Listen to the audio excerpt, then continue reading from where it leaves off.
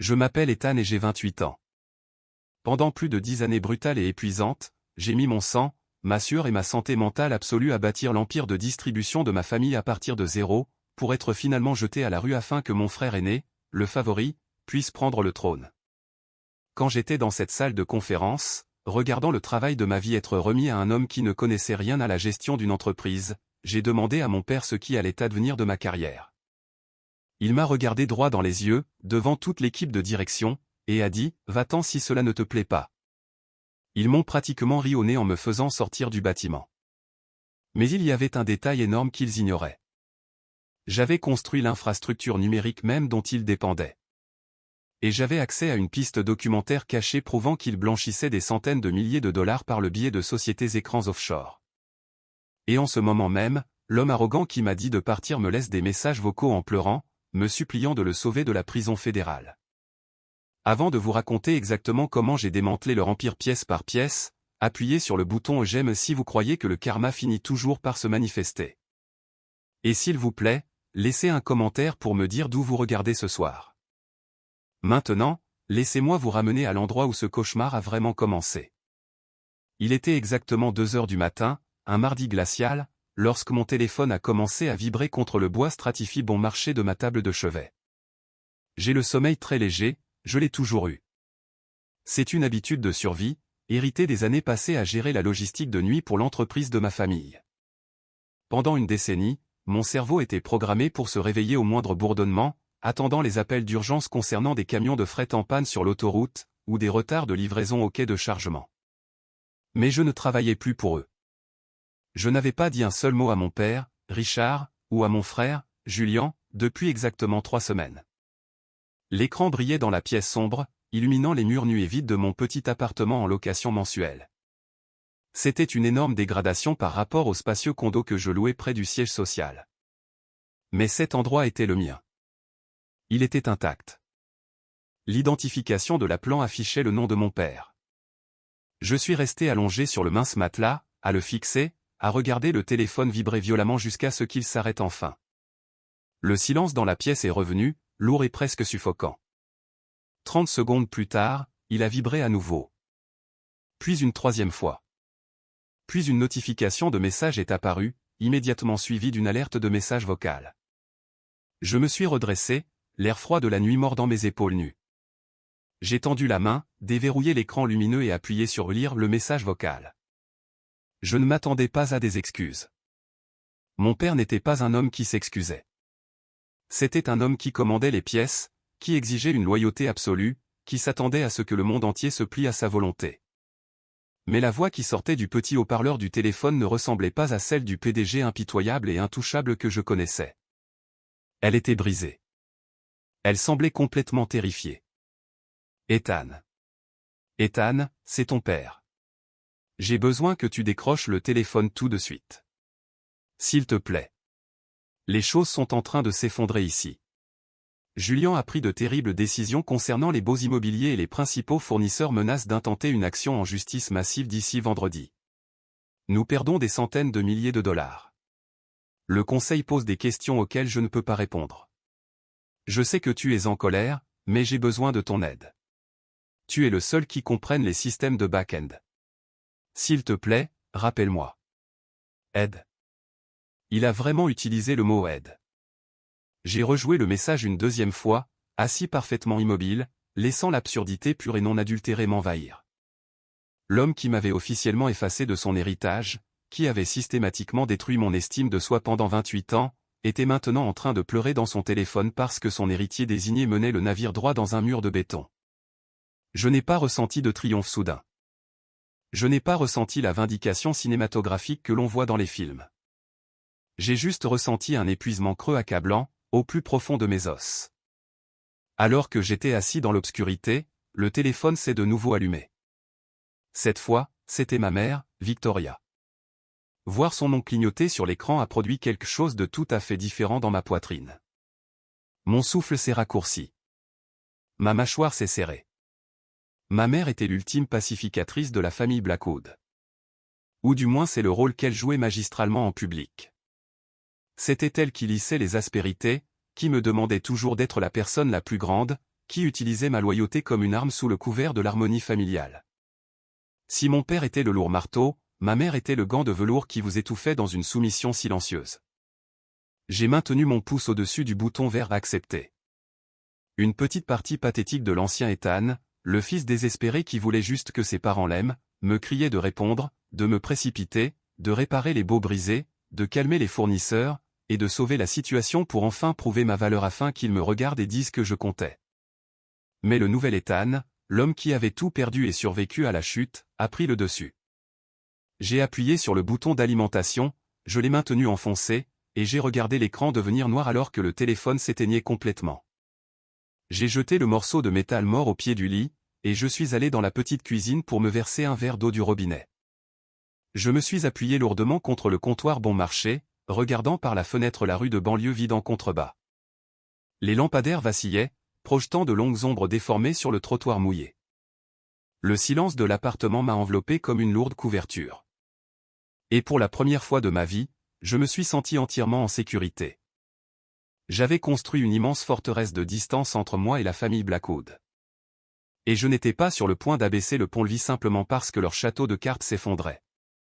Vous voyez, il ne s'agissait pas seulement d'un différend commercial familial, ou d'une promotion d'entreprise volée. Il s'agissait d'une vie entière à entendre dire que j'étais le second. Il s'agissait d'un favoritisme toxique profondément enraciné, qui infectait chaque dîner de Thanksgiving, chaque fête, chaque étape que j'ai jamais franchie.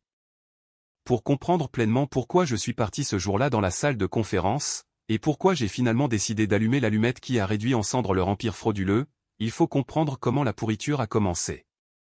Il faut comprendre ce que c'est que de grandir en tant que fils invisible dans une maison qui vénère une fausse idole. Si vous demandiez à mes parents lors d'une fête de quartier, ou d'une de leurs réunions d'associations de propriétaires prétentieuses, ils vous regarderaient droit dans les yeux et jureraient sur un tas de bibles qu'ils aimaient leurs deux fils de manière égale. Ils parleraient fièrement de la belle maison spacieuse qu'ils avaient offerte dans les banlieues riches, de comment nous n'avons jamais manqué de rien, de comment nous avons eu toutes les opportunités possibles de réussir dans la vie. Et de l'extérieur, en regardant les pelouses parfaitement entretenues et les voitures de luxe garées dans l'allée impeccable, vous pourriez en fait les croire. Mais la réalité à l'intérieur de ces murs était une histoire complètement différente, beaucoup plus sombre. Mon frère Julien a 2 ans de plus que moi. Dès le moment où il a pu marcher et parler, il était le centre incontesté de leur univers. C'était l'enfant doré classique. Il était charismatique, bruyant, doué pour le sport et d'un charme naturel. Il jouait au football universitaire. Il sortait avec la reine du bal, et il savait exactement comment faire un sourire à $1 million pour obtenir tout ce qu'il voulait de n'importe qui. Moi, par contre, j'étais le plus silencieux. J'aimais les chiffres. J'aimais construire des systèmes. J'aimais comprendre comment fonctionnaient les choses complexes. Je ne réclamais pas la lumière, alors j'en recevais rarement une miette. La disparité a commencé de petites manières insidieuses qui érodent l'âme d'un enfant. Quand nous étions jeunes, les tâches ménagères étaient mystérieusement déléguées de manière à ce que je fasse toujours le travail physique épuisant, tandis que Julien supervisait avec désinvolture. Je me souviens, à 14 ans, avoir passé tout mon été à suer sous le soleil brûlant de juillet, à pousser une tondeuse à gazon lourde et rouillée dans le quartier pour économiser de l'argent. Je voulais désespérément acheter un ordinateur portable d'occasion dans un magasin de prêteurs sur gage miteux du centre-ville, pour pouvoir apprendre les bases du codage. Il m'a fallu 3 mois agonisants de mains boursouflées et de coups de soleil pour économiser $300. Quand j'ai enfin ramené cette machine usée et encombrante à la maison, j'étais incroyablement fier. J'avais l'impression d'avoir conquis le monde de mes propres mains. Une semaine plus tard, Julien est entré dans ma chambre et m'a dit avec désinvolture qu'il avait besoin de l'emprunter pour terminer un projet d'histoire du lycée. Je lui ai dit non. Je l'utilisais pour suivre un tutoriel. Il n'a pas discuté. Il n'a pas crié. Il a juste attendu que j'aille à l'école le lendemain matin, est entré dans ma chambre, a pris l'ordinateur portable et ne l'a jamais rendu. Quand je l'ai finalement confronté quelques jours plus tard, il m'a ri au nez, et m'a dit que j'étais ridiculement égoïste, affirmant que ses notes étaient plus importantes pour ses futures candidatures à l'université. Je suis allé directement voir mon père, m'attendant à ce qu'il fasse respecter une règle fondamentale de justice. Au lieu de cela, mon père a à peine levé les yeux de son journal financier. Il m'a dit que Julien avait un très grand avenir devant lui et que je devais arrêter de me plaindre pour un tas de ferrailles. Il m'a regardé froidement et a dit, « C'est une affaire de famille, n'est-ce pas? Ne sois pas si avare avec ton frère. » C'était la règle tacite et fondamentale du foyer Blackwood. Tout ce qui était à moi était en fait à Julian, et tout ce qui était à Julian était strictement à lui. Les choses n'ont fait qu'empirer de façon exponentielle à mesure que nous vieillissions. Lorsque Julian a obtenu son diplôme d'études secondaires, mes parents ont liquidé une partie de leurs 401K et ont puisé fortement dans leurs économies de retraite pour l'envoyer dans une université privée prestigieuse, ridiculement chère, hors de l'État. Ils lui ont même acheté un tout nouveau SUV comme cadeau de départ. 2 ans plus tard, lorsque ce fut mon tour de regarder les universités, la conversation fut violemment différente. Nous étions assis autour de la table à manger, après un énorme dîner de Thanksgiving, et mon père a brutalement annoncé que le fonds d'études était complètement épuisé. Il m'a dit, sans la moindre trace de remords, que je devrais contracter des prêts étudiants fédéraux et aller à l'université d'État locale. Ma mère a traversé la table, m'a tapoté doucement la main et m'a offert son sourire classique, écœurant de douceur. Elle m'a dit que j'étais toujours le responsable, le pragmatique, et que forger mon caractère par un travail manuel acharné serait bon pour mon développement. Alors, j'ai fait ce que j'ai toujours fait. J'ai avalé la pilule amère et je me suis mis au travail. J'ai contracté les énormes prêts. J'ai travaillé 2 quarts de nuit épuisants à temps partiel dans un Walmart local. Et j'ai obtenu mon diplôme avec mention, en gestion de la chaîne d'approvisionnement. Pendant ce temps, Julian a passé 5 ans à faire la fête, à obtenir son diplôme en commerce générique, accumulant d'énormes dettes de cartes de crédit que mes parents ont discrètement remboursées derrière mon dos. Après l'obtention de mon diplôme, je suis retourné vivre chez mes parents pendant quelques années pour aider mon père à moderniser sa société de distribution. C'était une opération de taille moyenne, qui déplaçait du fret et gérait les stocks pour des chaînes de magasins régionales. Elle était rentable, mais les systèmes internes étaient restés à l'âge de pierre.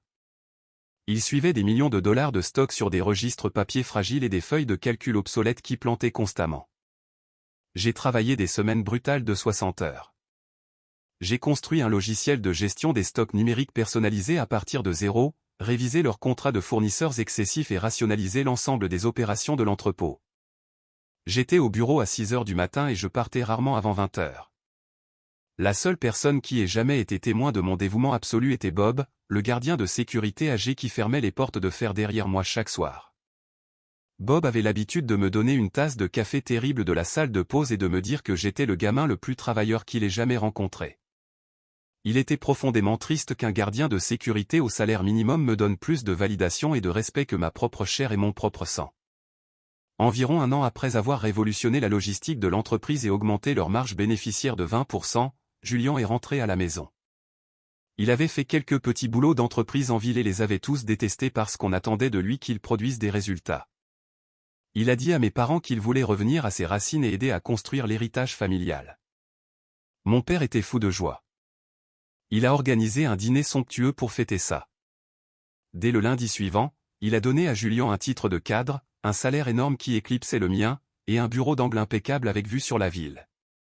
Mon titre est resté directeur des opérations, et mon salaire était une blague absolue par rapport à ce que Julian gagnait juste pour s'asseoir dans sa chaise coûteuse et jouer au golf avec les clients. J'ai essayé d'ignorer le manque de respect flagrant.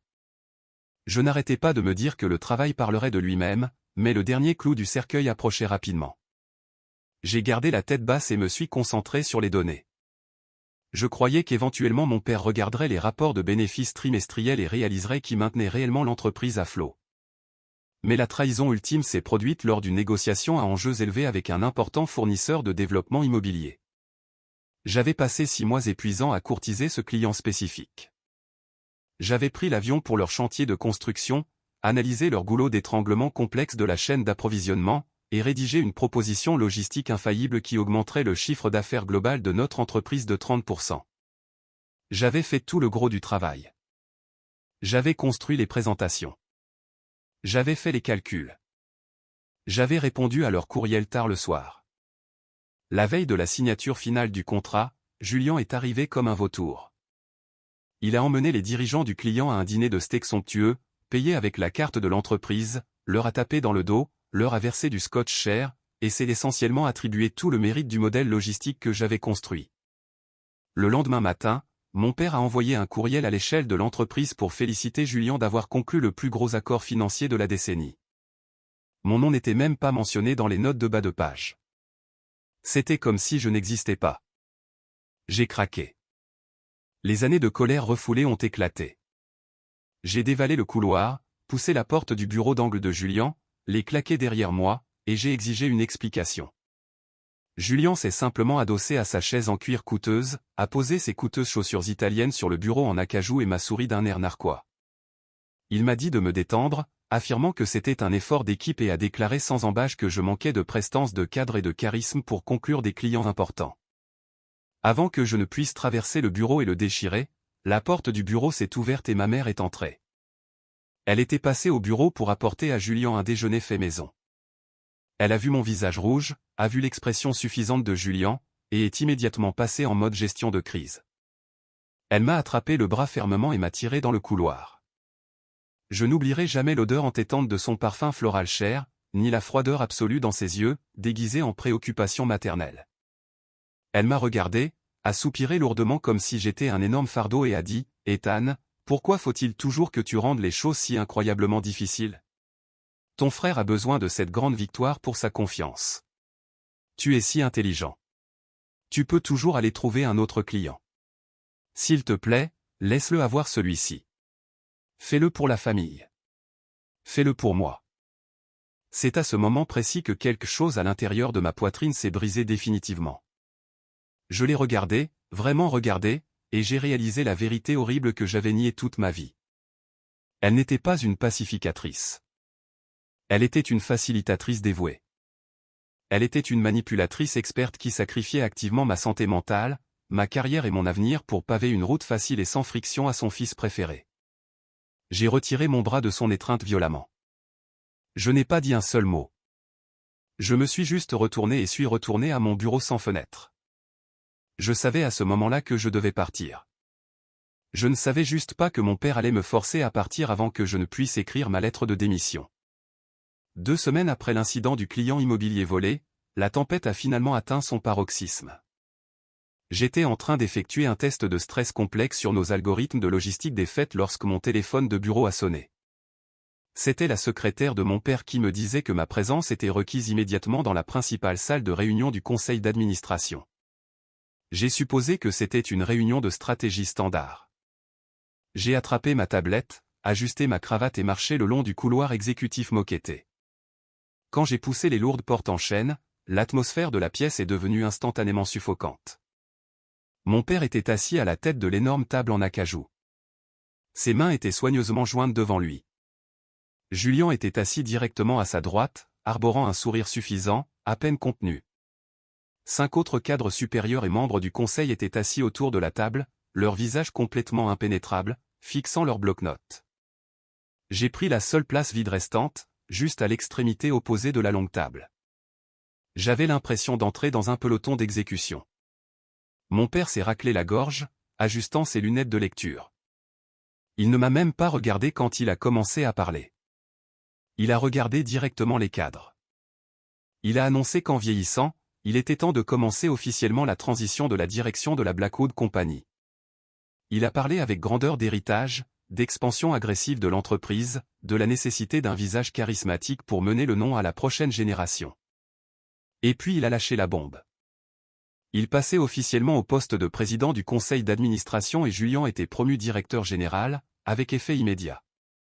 Les cadres ont applaudi poliment. Julien s'est levé, boutonnant sa veste de costume sur mesure, et a prononcé un discours humble, à faire vomir, sur l'honneur de la grande vision de notre père. Je suis resté là, complètement paralysé, serrant les bords de la table. Julien, l'homme qui ne pouvait même pas lire un état des profits et pertes de base sans me demander de surligner les chiffres importants en jaune. Il allait être mon patron. Lorsque les applaudissements polis se sont éteints, le grand salon est devenu d'un silence de mort. J'ai réalisé que mon père me regardait enfin. Ses yeux étaient froids, calculateurs, et complètement dépourvus de toute chaleur paternelle. J'ai posé mes mains à plat sur la table en acajou, les forçant à arrêter de trembler. Alors j'ai dit, ma voix dangereusement calme et résonnant dans la pièce silencieuse. Julien est le PDG. Quel est exactement mon rôle à l'avenir? Que advient-il du département des opérations et de mon salaire? Julien a gloussé. Un son profondément condescendant qui m'a fait bouillir le sang.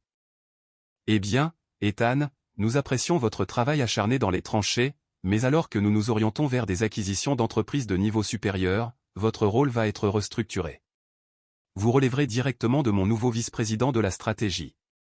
Nous faisons en fait appel à un consultant externe pour superviser votre département. Il me rétrogradait officiellement. Il faisait venir un étranger pour gérer les systèmes exacts que j'avais construits à partir de zéro et me forçait à rendre compte au laquais de Julian. J'ai regardé par-delà Julian, croisant le regard de mon père. Je voulais qu'il voie la profonde trahison qui me déchirait. Je voulais qu'il la justifie.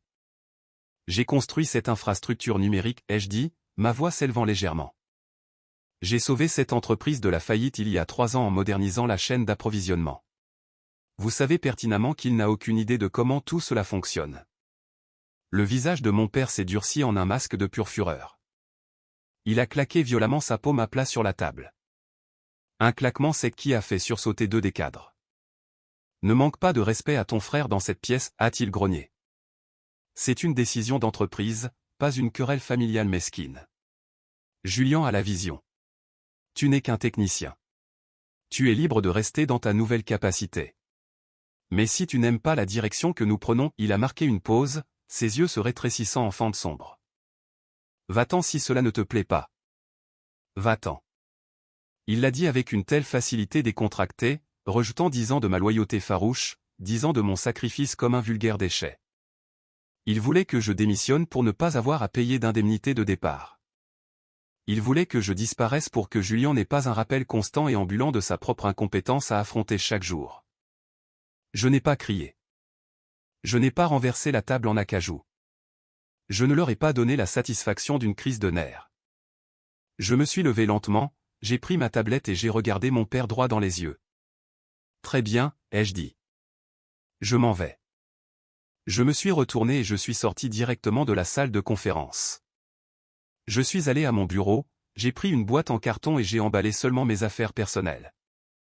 Une photo encadrée de mon chien, ma tasse de café porte-bonheur, mes stylos préférés. J'ai laissé tous les manuels d'entreprise complexes, les disques durs externes, les documents de planification, posés sur le bureau. Que Julian se débrouille. En sortant du bâtiment, le soleil commençait à peine à se coucher. Bob, le gardien de sécurité, était à la réception. Il a regardé ma boîte, puis mon visage. Il n'a posé aucune question. Il s'est juste levé et m'a tenu la lourde porte vitrée ouverte. Bonne chance, gamin, a-t-il dit doucement. C'était le seul vrai au revoir que j'ai eu. J'ai quitté l'État cette nuit-là même. Je n'ai dit à personne où j'allais. J'ai loué un appartement bon marché à 3 états de distance, j'ai changé mon numéro de téléphone et j'ai passé les 2 premières semaines dans un état d'épuisement engourdi. Je pensais avoir coupé les ponts. Je pensais que le pire de la trahison était passé. J'avais tellement tort.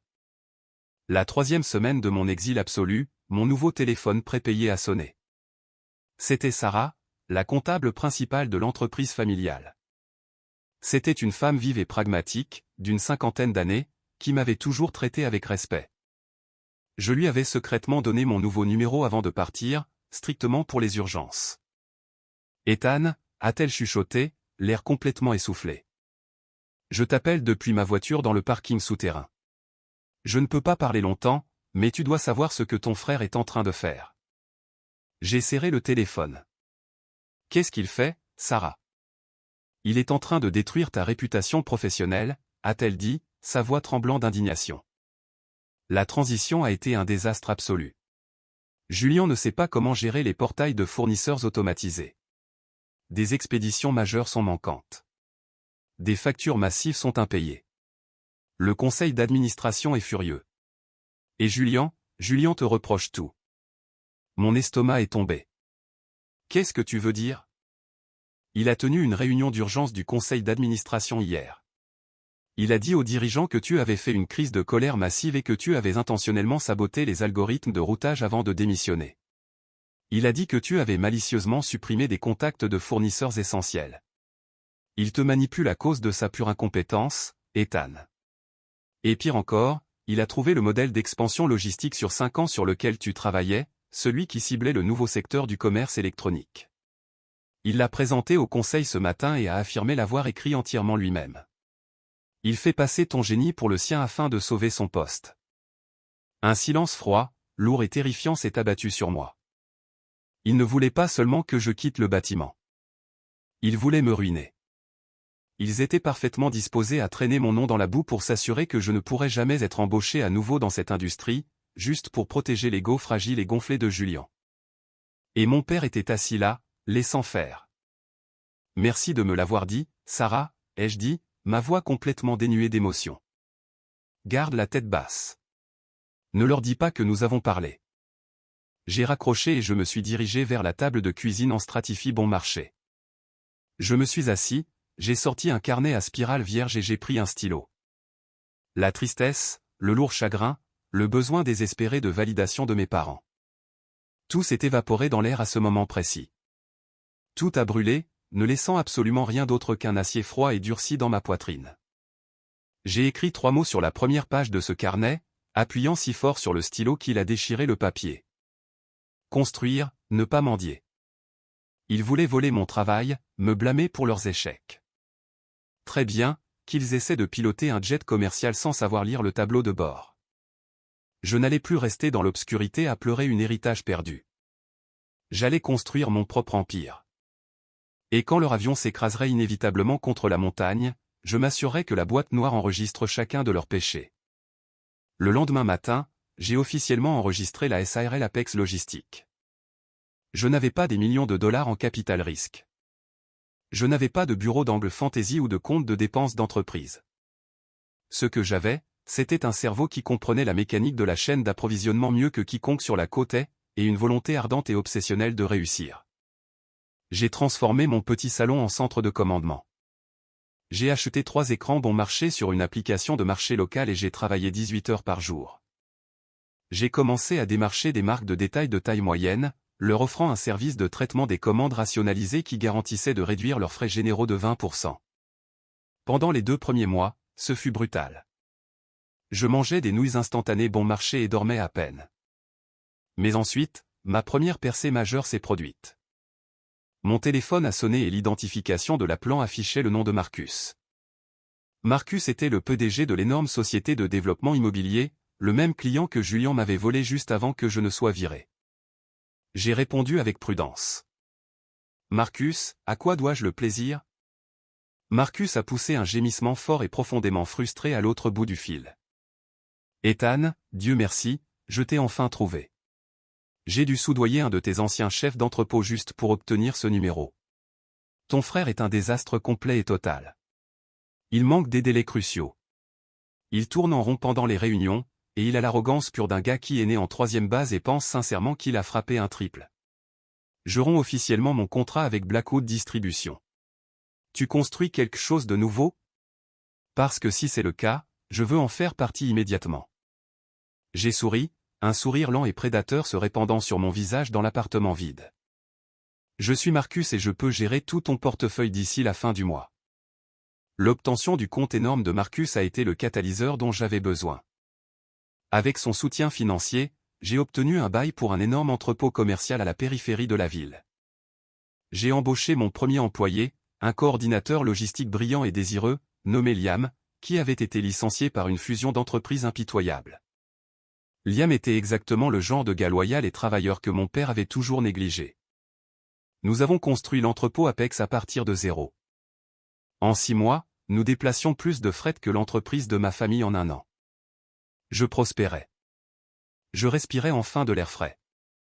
Mais je n'ai jamais cessé de surveiller les Blackwood. Je savais que le crash allait arriver, mais je devais savoir exactement à quel point c'était grave. C'est là que je suis tombé sur la preuve irréfutable qui allait tout changer. Pendant mon séjour dans l'entreprise familiale, c'est moi qui avais personnellement mis en place leur architecture cloud d'entreprise. Quand ils m'ont viré, les informaticiens incompétents de Julien ont révoqué mon courriel d'entreprise et m'ont bloqué l'accès aux serveurs principaux. Mais ils étaient incroyablement négligents.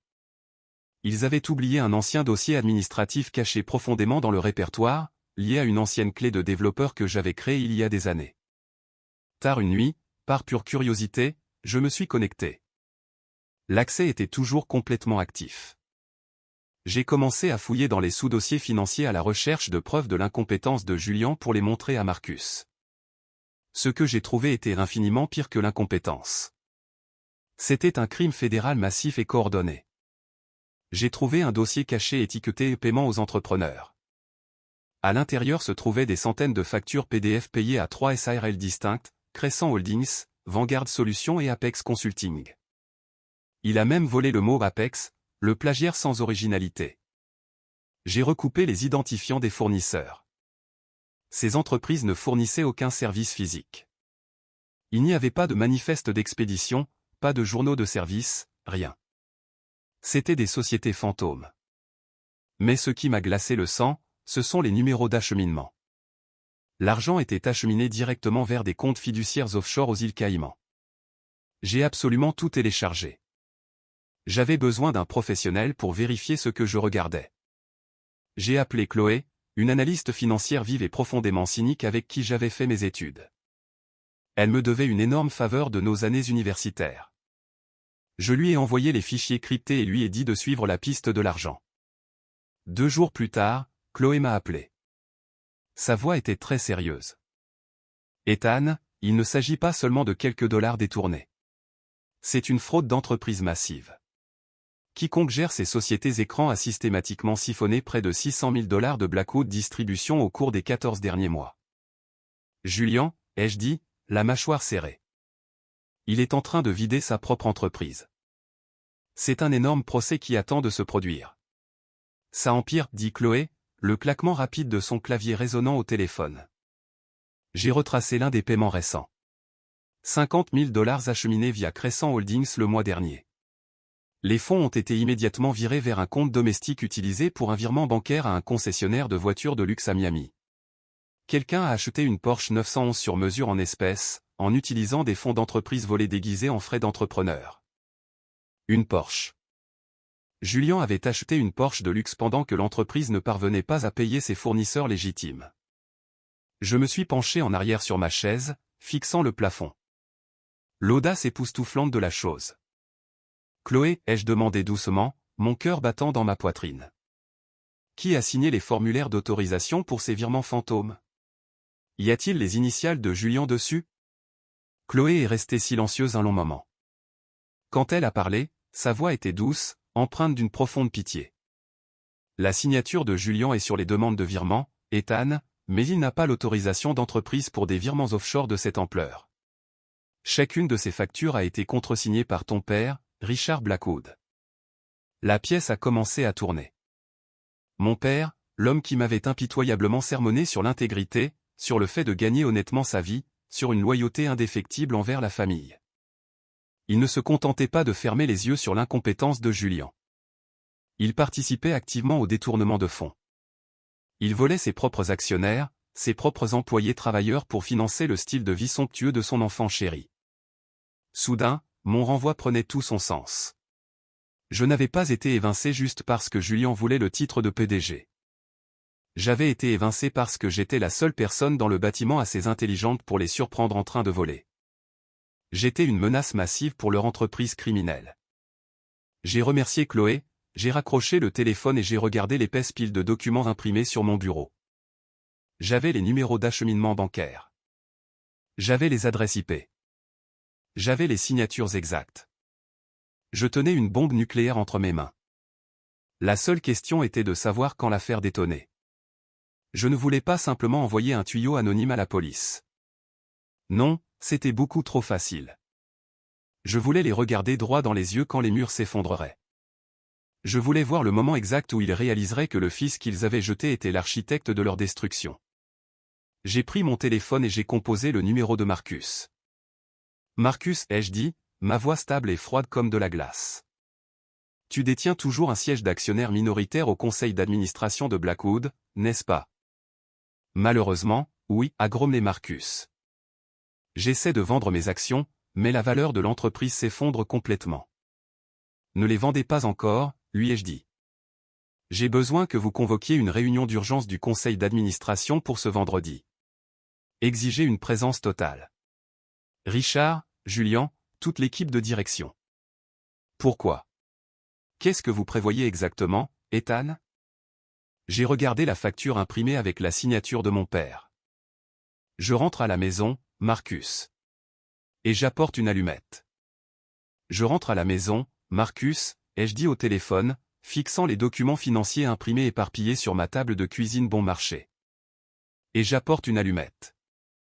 Marcus n'a plus posé de questions.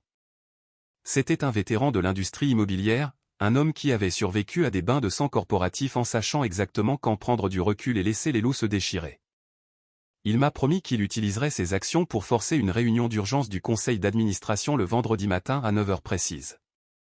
Il exigerait que chaque cadre, y compris mon père et mon frère, soit présent dans cette pièce. Il ne leur dirait pas pourquoi. Il leur dirait seulement qu'un actionnaire majeur menaçait d'intenter une action en justice massive si les saignements financiers de l'entreprise n'étaient pas immédiatement traités. Cela me donnait exactement 4 jours pour préparer mon arme. Je n'avais pas besoin d'un avocat pour rédiger une lettre menaçante. Je n'avais pas besoin de crier ou de supplier pour retrouver ma dignité. J'avais besoin de faits froids et indiscutables. J'ai passé les 72 heures suivantes à travailler exclusivement avec Chloé, fouillant dans les déchets numériques que Julian avait négligemment laissés derrière lui. Nous avons tout compilé, chaque virement bancaire offshore, chaque fausse facture des sociétés écrans, chaque courriel où Julian exigeait des paiements accélérés vers les îles Caïmans. Nous avons tout imprimé et l'avons organisé en 6 gros classeurs noirs identiques. Mais je connaissais Julian. Je connaissais mon père. C'étaient des rasaculés. Et les rasaculés sont incroyablement dangereux. S'ils avaient ne serait-ce qu'une seconde pour préparer une défense, ils trouveraient un moyen de retourner la situation. Ils manipuleraient le conseil, détruiraient les preuves numériques ou tenteraient de faire porter le chapeau de la malversation à un employé de niveau inférieur.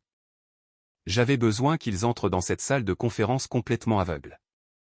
J'avais besoin qu'ils soient étouffés par leur propre arrogance. Et c'est alors qu'Elena m'a appelé. Elena était mon assistante administrative chez Blackwood Distribution. Quand j'ai été évincé, Julian lui a immédiatement accordé une promotion massive, doublant son salaire pour la maintenir fidèle à son nouveau régime. Elle était ambitieuse, impitoyable et complètement indigne de confiance. Quand mon téléphone s'est allumé avec son nom le jeudi après-midi, juste 18 heures avant la réunion du conseil d'administration, je savais exactement ce qui se passait. Julian paniquait à propos de la réunion d'urgence. Il envoyait ses espions pour savoir d'où venait l'attaque. J'ai laissé sonner 3 fois avant de répondre, m'assurant que ma voix sonnait fatiguée et vaincue. Bonjour, Elena. Ethan. Oh mon Dieu. C'est tellement bon d'entendre ta voix. A-t-elle gazouillé, son ton dégoulinant de fausse sympathie. Je sais que les choses se sont très mal terminées quand tu es parti, mais je voulais juste prendre de tes nouvelles. Comment te portes-tu? Tout le monde au bureau te regrette.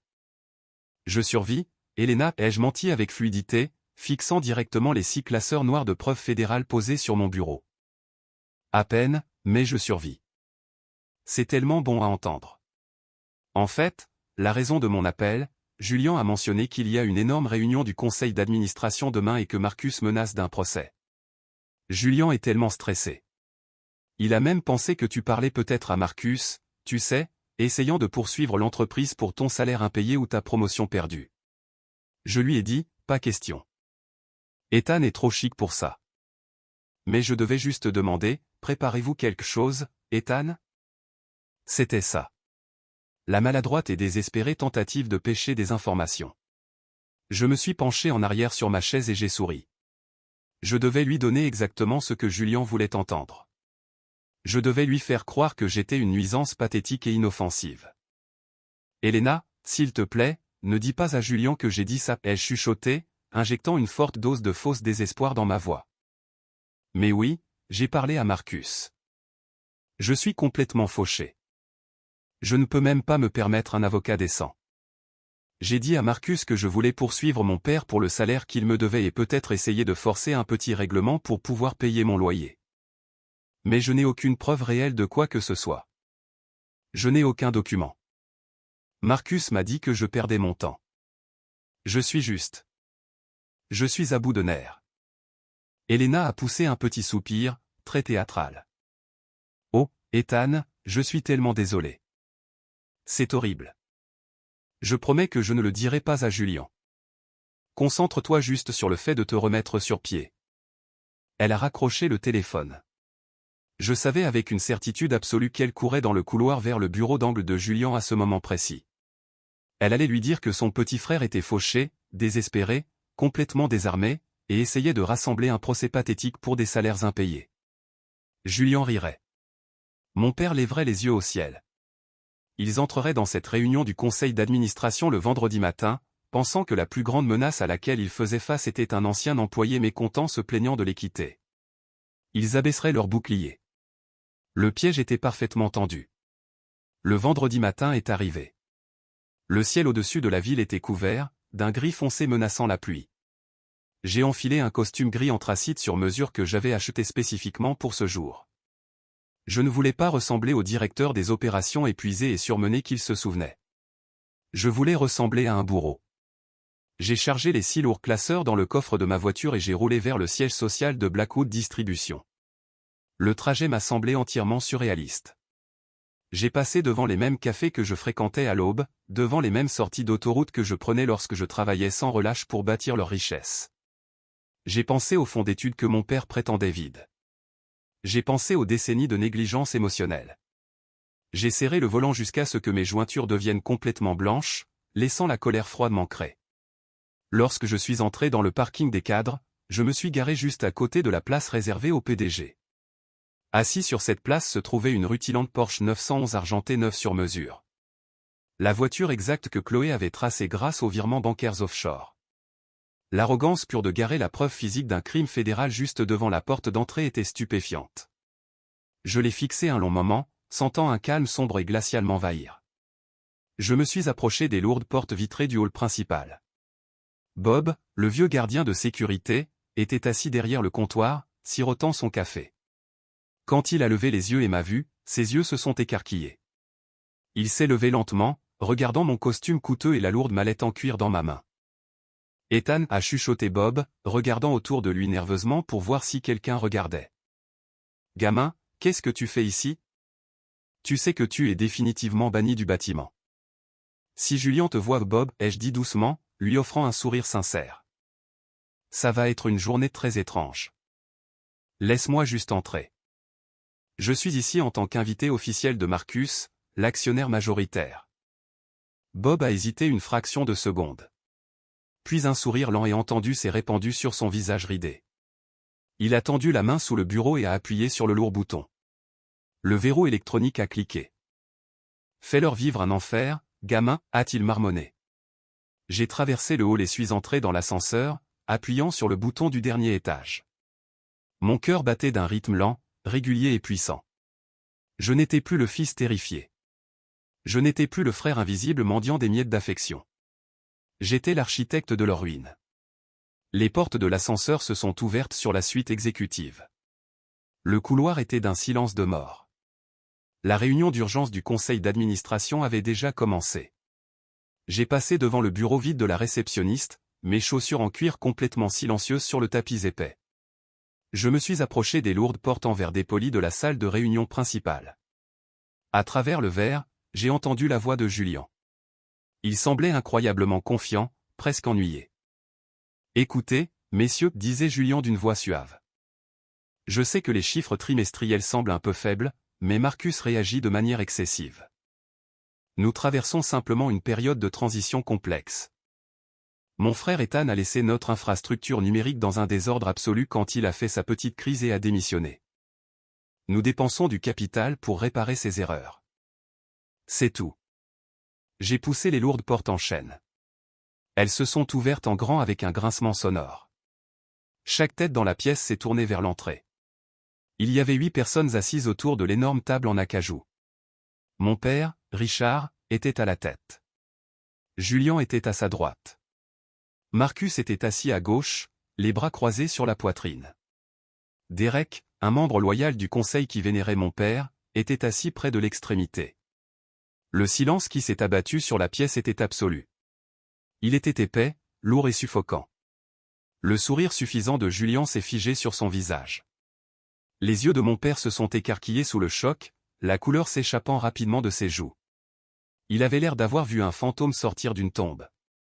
Qu'est-ce que c'est que ça? a exigé Derek, se levant et pointant un doigt tremblant vers moi. Sécurité. Qui l'a laissé entrer dans le bâtiment? Richard, votre fils n'a rien à faire ici. Ce n'est pas un employé. C'est un risque pour la sécurité. Asseyez-vous, Derek, a dit Marcus, sa voix résonnant dans la pièce. Il n'a même pas regardé l'homme. Ethan est ici à mon invitation personnelle. Il agit en tant que mon consultant financier désigné pour la durée de cette réunion. Julian a laissé échapper un rire fort et forcé, essayant désespérément de reprendre le contrôle de la pièce. Il m'a regardé avec une condescendance pure et non filtrée. Un consultant financier? Vraiment, Marcus? Elena m'a déjà dit de quoi il s'agissait. Ethan est fauché. Il est ici pour mendier une indemnité de départ ou menacer d'un procès pathétique pour salaire impayé. Ethan, c'est une réunion du conseil d'administration, pas une séance de thérapie familiale. Vous devez partir avant que je ne vous fasse expulser physiquement. Je n'ai pas cligné des yeux. Je n'ai pas bronché. J'ai marché lentement vers la seule chaise vide à l'extrémité opposée de la table. La même chaise exacte où j'étais assis le jour où ils m'ont viré. J'ai posé ma lourde mallette en cuir sur le bois poli. J'ai regardé directement Julian dans les yeux, puis j'ai tourné mon regard vers mon père. Je ne suis pas là pour un salaire, ai-je dit, ma voix dangereusement calme, coupant la tension comme une lame de rasoir. Je ne suis pas là pour vous poursuivre en justice, et je ne suis certainement pas là pour mendier. Je suis ici pour expliquer exactement pourquoi cette entreprise est en train de se vider de son sang. Et je suis ici pour montrer au conseil d'administration exactement où est passé l'argent. Le sourire forcé de Julian a complètement disparu. Le piège s'était refermé et il voyait enfin les crocs. Vous n'avez absolument rien à montrer. Julian a ricané, bien que j'aie entendu le léger tremblement microscopique dans sa voix. Il a jeté un coup d'œil nerveux à mon père, qui était assis parfaitement rigide, ses jointures blanches alors qu'il serrait les accoudoirs de sa chaise.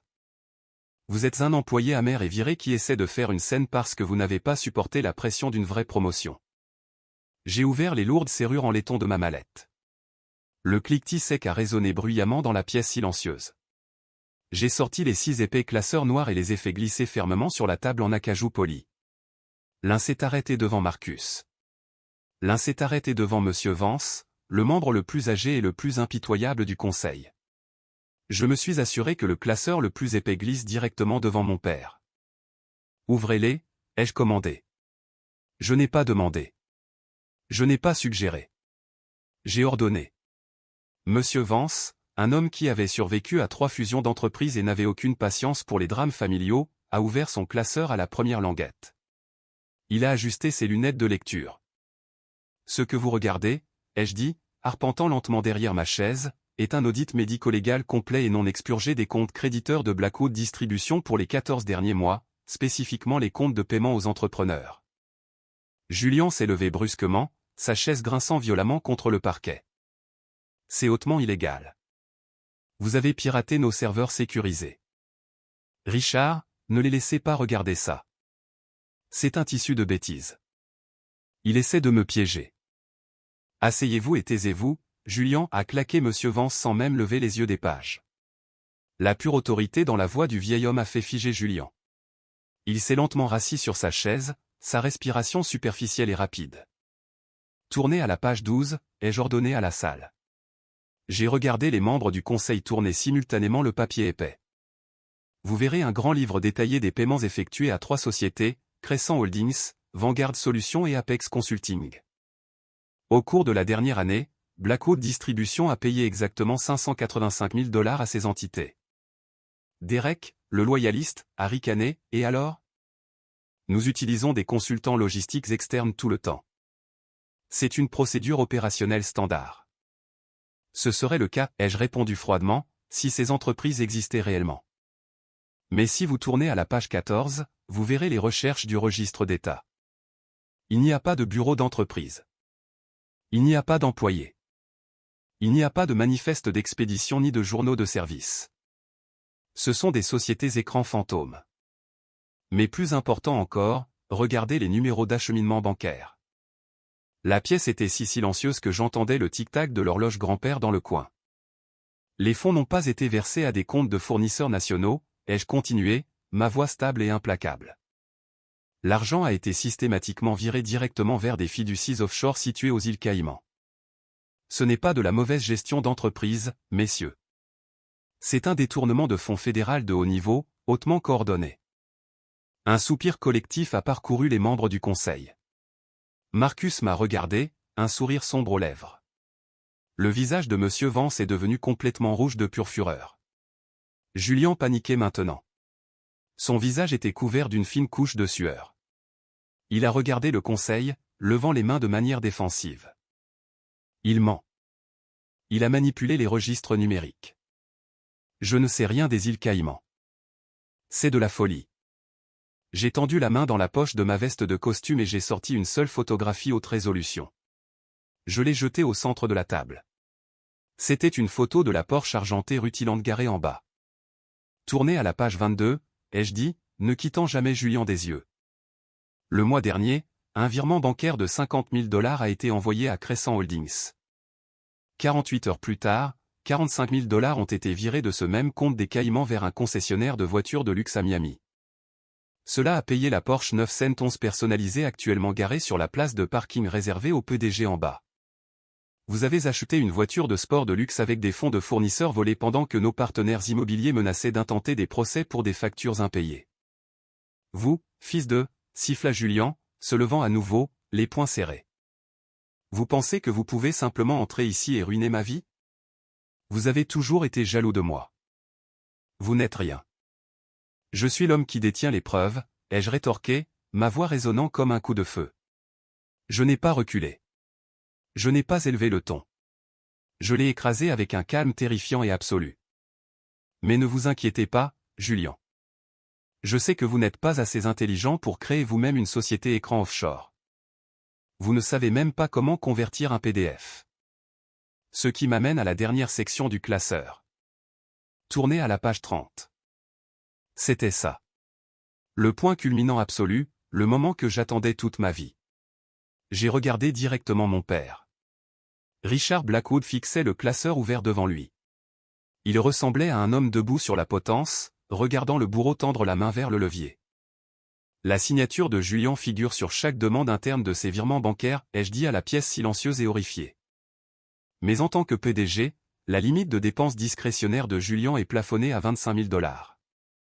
Il ne pouvait physiquement pas autoriser seul ces transferts offshore massifs. La banque exige une deuxième signature de cadre pour tout montant dépassant cette limite. Monsieur Vance a tourné à la page 30. Il a fixé les documents, la bouche légèrement ouverte. Il a levé les yeux, ses yeux se posant sur mon père avec un dégoût pur et non dissimulé. Chacun de ces virements offshore frauduleux, ai-je dit, ma voix tombant à un chuchotement mortel, a été contresigné manuellement par le président du conseil d'administration. Mon père, Richard Blackwood. Le silence s'est brisé. La pièce a explosé dans le chaos. Derek a laissé tomber son stylo, fixant mon père avec une horreur totale. Monsieur Vance a frappé la table si fort que sa tasse de café a tremblé. Richard, a rugi Monsieur Vance. Est-ce vrai? Vous avez signé pour voler un demi-million de dollars à vos propres actionnaires pour financer les voitures de sport de cet idiot? Mon père a finalement levé les yeux. Le patriarche arrogant et intouchable avait disparu. Il avait l'air vieux. Il avait l'air petit. Il avait l'air absolument terrifié. Il a ouvert la bouche, essayant désespérément de trouver la manipulation, le subterfuge, le mensonge qui le sauverait.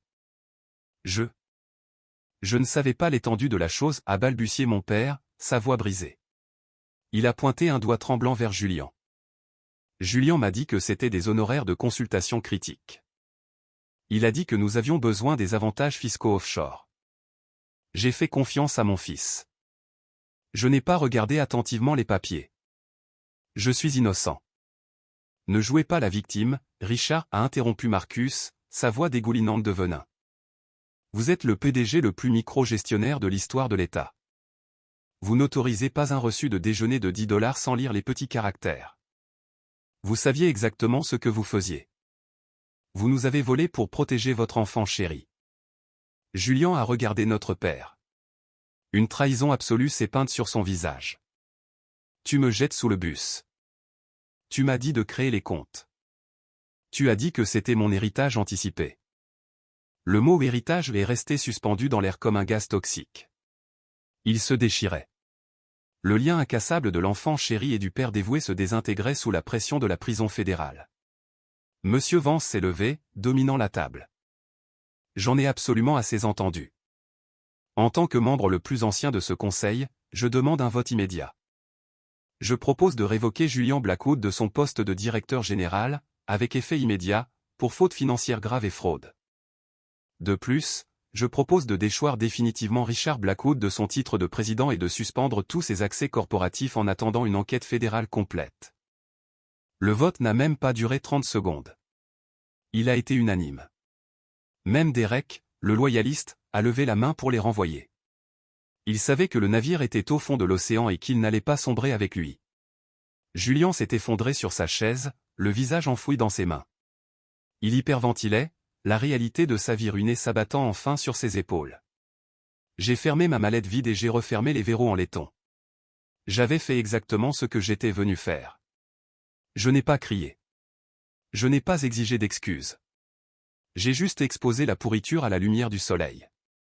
En me tournant pour sortir de la pièce, mon père s'est levé. Il a contourné la table, ses yeux remplis d'une imploration pathétique et désespérée que je n'avais jamais vue auparavant. Il a tendu la main et m'a attrapé le bras. « Ethan, s'il te plaît, a-t-il chuchoté, sa voix brisée par les larmes. Tu dois retirer ces classeurs. Nous pouvons arranger ça en interne. Nous pouvons rembourser l'argent. Je suis ton père. Tu ne peux pas envoyer ton propre sang à la prison fédérale. Pense à ta mère. Pense à la famille. » J'ai baissé les yeux sur sa main, qui serrait ma manche de costume. Puis j'ai levé les yeux vers ses yeux terrifiés et remplis de larmes. J'ai pensé au garçon de 14 ans dont l'ordinateur portable avait été volé. J'ai pensé au fonds d'études qui avait été refusé. J'ai pensé aux nuits interminables et épuisantes dans l'entrepôt, totalement sous-estimées. Va-t'en, ai-je dit, ma voix froide, creuse et absolument définitive. Va-t'en si cela ne te plaît pas. J'ai retiré mon bras de son étreinte, j'ai tourné le dos à l'Empire Blackwood et je suis sorti. Faisons une pause un instant. Merci d'être resté avec moi jusqu'ici. Vous êtes vraiment incroyable. S'il vous plaît, aidez-moi en aimant la vidéo et en commentant le chiffre ci-dessous afin que je sache que vous avez été là avec moi jusqu'à présent. Cela aide non seulement plus de gens à découvrir cette histoire, mais cela me fait aussi savoir que mes expériences ont un sens pour quelqu'un. Votre soutien est la plus grande motivation pour moi de continuer à partager le reste de ce voyage. L'immédiat après cette réunion du conseil d'administration fut un spectacle de destruction absolue. Je ne suis pas resté dans le bâtiment pour les regarder emballer leurs affaires. Je suis allé à ma voiture, suis monté dedans et suis retourné à mon propre entrepôt chez Apex Logistique. J'ai ressenti une légèreté étrange et profonde dans ma poitrine. L'encre lourde et suffocante que je traînais derrière moi depuis 28 ans avait finalement été coupée. Mais je n'avais pas besoin d'être dans le bâtiment pour savoir ce qui allait se passer. Sarah, la comptable principale qui m'avait initialement mis au courant, m'a tenu parfaitement informé par message tout au long de la semaine. Apparemment, au moment où j'ai quitté la pièce, Julian a fait une crise de colère massive et déchaînée. Il a commencé à jeter des tasses de café contre les murs en verre dépoli, criant que le conseil était ingrat, qu'il était la victime d'une énorme conspiration d'entreprise et exigeant qu'ils appellent son avocat. Monsieur Vance n'a pas toléré une seule seconde de son délire. Il a fait escorter Julian hors de la suite exécutive par la sécurité du bâtiment devant tout le personnel administratif. Elena, l'assistante qui a essayé de me trahir, s'est cachée sous son bureau. Le départ de mon père a été beaucoup plus silencieux, mais infiniment plus humiliant. Le conseil l'a forcé à signer une lettre de démission immédiate, renonçant à l'intégralité de son indemnité de départ et à ses options d'achat d'actions restantes pour couvrir les fonds volés. Il est sorti du bâtiment qu'il avait construit, portant une simple boîte en carton, ressemblant à un vieil homme brisé et vaincu. Mais perdre leur emploi n'était que le tout début du cauchemar pour eux. Vous voyez, lorsque vous détournez plus d'un demi-million de dollars en utilisant des virements interétatiques vers des comptes offshore, cela cesse d'être un simple différend familial ou une poursuite civile. Cela devient un crime fédéral majeur. Marcus et M. Vance étaient légalement obligés, en tant que membres du conseil d'administration, de signaler les conclusions aux autorités pour protéger les actionnaires restants de toute responsabilité. Exactement une semaine après la fatidique réunion du conseil d'administration, un mercredi matin pluvieux, une flotte de SUV noirs s'est rendue au siège social de Blackwood Distribution. La division des enquêtes criminelles de l'IRS, ainsi que des agents de l'unité des crimes financiers du FBI, ont perquisitionné le bâtiment. Ils ont confisqué chaque disque dur, chaque classeur et chaque serveur de l'installation. Simultanément, une dépanneuse est arrivée au parking des cadres. Sarah m'a envoyé une magnifique vidéo haute définition de Julian, debout sous la pluie battante, criant aux agents fédéraux alors qu'ils enchaînaient sa Porsche 9 novembre argentée sur mesure et la remorquaient comme bien criminel saisi. Il a essayé de prétendre qu'il l'avait achetée avec son salaire légitime. Les agents se sont contentés de rire de lui et lui ont remis une assignation fédérale. Les retombées ont été catastrophiques. Les comptes bancaires de Julian ont été complètement gelés sans que l'entreprise ne paie ses énormes factures de cartes de crédit. Tout son style de vie luxueux s'est évaporé du jour au lendemain. Ses riches amis, ceux pour qui il achetait du scotch cher et des dîners de steak, l'ont immédiatement abandonné dès que le mot inculpation a frappé les journaux économiques locaux. Il a été contraint de déménager de son luxueux penthouse du centre-ville et de retourner vivre chez mes parents en banlieue. Mon père faisait face à l'anéantissement total de son héritage. L'homme qui ne se souciait de rien d'autre que de sa réputation au club de golf local était soudain un paria de l'entreprise. Ses amis golfeurs ne répondaient plus à ses appels. Il faisait face à de multiples accusations de félonie pour fraude électronique et complot. Pour payer l'énorme honoraire d'un avocat de la défense pénale très puissant, il a dû contracter une deuxième hypothèque sur le vaste domaine familial. Il risquait une peine de prison ferme et la terreur pure de cela le faisait vieillir de 10 ans par mois. Ils avaient vraiment tout laissé brûler. Ils avaient sacrifié une entreprise stable de plusieurs millions de dollars, leur liberté et leur dignité. Tout cela parce qu'ils refusaient de reconnaître ma valeur et aveuglément rendaient un narcissique. Pendant ce temps, Apex Logistique explosait. Marcus a officiellement transféré tous ses contrats de distribution immobilière à mon entreprise. D'autres fournisseurs de Blackwood, lassés du chaos et des enquêtes fédérales, ont emboîté le pas. En un an, nous avons dû ouvrir un deuxième entrepôt pour gérer le volume. J'ai promu Liam au poste de vice-président des opérations, lui donnant le salaire exact et le respect qu'il méritait. Je bâtissais une équipe basée sur la loyauté, le travail acharné et une transparence absolue. Je prouvais au monde, et plus important encore à moi-même, que je n'avais jamais eu besoin du nom Blackwood pour réussir. Mais l'univers n'en avait pas tout à fait fini avec le drame familial Blackwood. Il y avait un dernier fantôme du passé que je devais affronter. Un dernier lien qui devait être définitivement rompu avant que je ne puisse être vraiment libre. C'était un mardi après-midi, exactement 8 mois après la confrontation du conseil d'administration. J'étais assis dans mon spacieux bureau ensoleillé chez Apex Logistique, examinant les marges bénéficiaires trimestrielles avec Chloé, que j'avais officiellement embauchée comme directrice financière. Mon téléphone de bureau a vibré. C'était ma réceptionniste. « Ethan » a-t-elle dit avec hésitation. « Il y a une femme dans le hall. Elle dit qu'elle est votre mère. Elle n'a pas de rendez-vous, mais elle pleure et refuse de partir. » Mon sang s'est glacé. Victoria Blackwood. Je n'avais pas parlé à ma mère depuis le jour où j'étais parti de l'entreprise familiale. J'avais bloqué son numéro et ignoré le barrage de lettres désespérées et manipulatrices qu'elle avait envoyées à mon appartement. J'ai pris une profonde inspiration, j'ai regardé Chloé et j'ai hoché la tête. Faites-la entrer. 1 minute plus tard, la porte de mon bureau s'est ouverte. Ma mère se tenait dans l'embrasure. La femme impeccablement vêtue, parfaitement manucurée dont je me souvenais, avait complètement disparu. Elle avait l'air épuisée, frêle et profondément stressée. Elle portait un manteau trop grand et ses yeux étaient rouges à force de pleurer. Elle a regardé autour de mon magnifique bureau, admirant les meubles coûteux, l'entrepôt animé visible à travers la paroi vitrée, et le succès pur et indéniable que j'avais bâti sans eux. Elle a marché jusqu'à mon bureau et a immédiatement commencé à sangloter. Ce n'était pas un cri silencieux. C'était un gémissement fort, théâtral et agonisant. Ethan. Oh, mon beau garçon. A-t-elle pleuré, tendant la main par-dessus le bureau pour attraper mes mains. J'ai immédiatement retiré mes mains, les repliant en sécurité sur mes genoux. Elle a cligné des yeux, surprise par le rejet froid, mais a rapidement retrouvé sa routine de victime. Ethan, tu dois arrêter ça, a-t-elle supplié, les larmes coulant sur ses joues soigneusement poudrées. Tu dois appeler Marcus et le conseil. Tu dois leur dire d'abandonner les charges fédérales. Ton père a des palpitations cardiaques à cause du stress. Les avocats vident tout notre fonds de retraite. Et Julian risque 5 à 7 ans de prison fédérale. C'est ton frère, Ethan. Il ne survivra pas dans un endroit comme ça. S'il te plaît, je te supplie. Fais-le pour moi. Fais-le pour notre famille. Je la fixais. Je ne ressentais pas une once de pitié. Je ne ressentais pas de tristesse. Je ressentais juste un profond dégoût clinique. Je ne peux pas abandonner les charges fédérales, mère, ai-je dit calmement. Je ne suis pas le ministère de la Justice.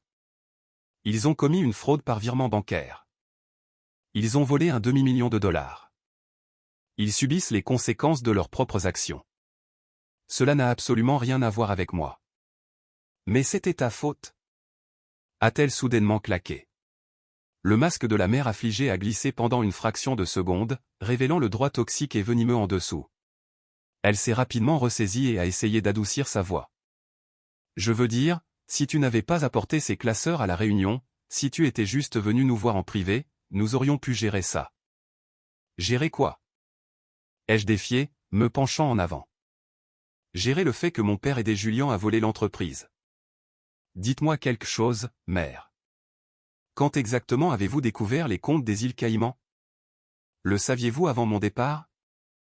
Elle s'est figée. Les larmes ont miraculeusement cessé de couler. Elle a détourné le regard, ses yeux s'écarquillant nerveusement vers la porte. C'était toute la confirmation dont j'avais besoin. Vous saviez, ai-je chuchoté, la dernière pièce du puzzle se mettant en place.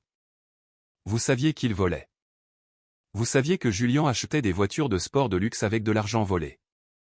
C'était son héritage. A-t-elle soudainement crié, claquant sa main sur mon bureau. Julian était en difficulté. Il avait besoin d'un coussin financier pour maintenir son style de vie. Votre père lui avançait simplement son héritage. Vous retombiez toujours sur vos pieds, Ethan.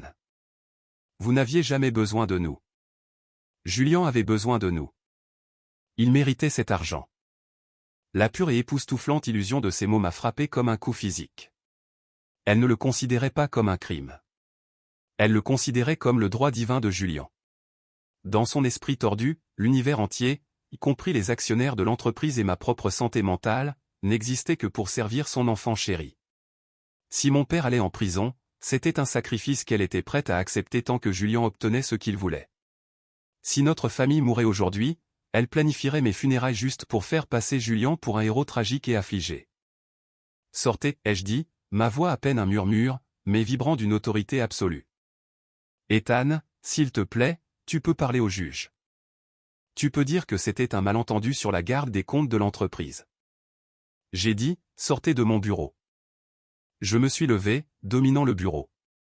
J'ai regardé la femme qui m'avait donné naissance, la femme qui avait systématiquement détruit mon estime de soi pendant près de 3 décennies pour protéger un criminel. Je n'ai pas de mère. Je n'ai pas de père.